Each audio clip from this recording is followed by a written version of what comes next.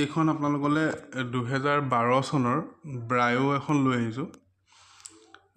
খুব ধুনীয়া হৈ আছে বাইকখন।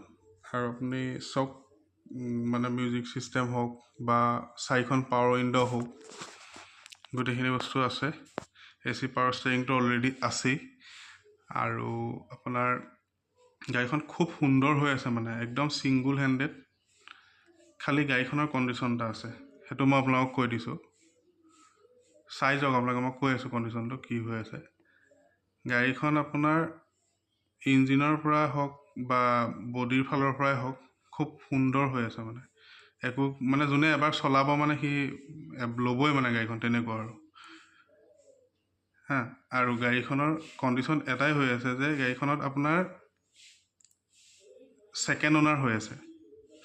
ছেকেণ্ড অ'নাৰ কেনেকৈ হ'ল, আপোনাৰ একেখন ঘৰতে ডাবুল ট্ৰেন্সফাৰ হৈছে মানে, ঠিক আছে। সেইখিনি আপোনাৰ ফিজিকেলি লগ পালে আপোনাক বুজাই দিব পৰা হ'ব।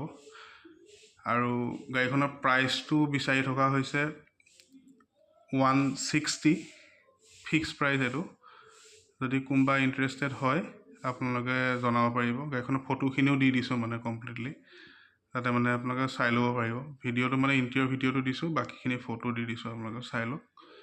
গোটেইখিনি ফটো কমপ্লিট গোটেইখিনি আছে, ভিতৰৰ ইণ্টেৰিয়ৰৰ পৰা গোটেইখিনি বস্তু আছে। আৰু খুব ধুনীয়া হৈ আছে। মানে এবাৰ ইউজ কৰি চাওক, মানে চলাই, তেতিয়া গম পাব মানে নিজে। বাকী যদি চেনেলটো ভাল পালে লাইক ছাবস্ক্ৰাইব কৰিবলৈ নাপাহৰিব। আৰু কোন জেগাৰ পৰা ভিডিঅ'টো চাই আছে কমেণ্ট এটা কৰিবলৈ নাপাহৰিব। ধন্যবাদ।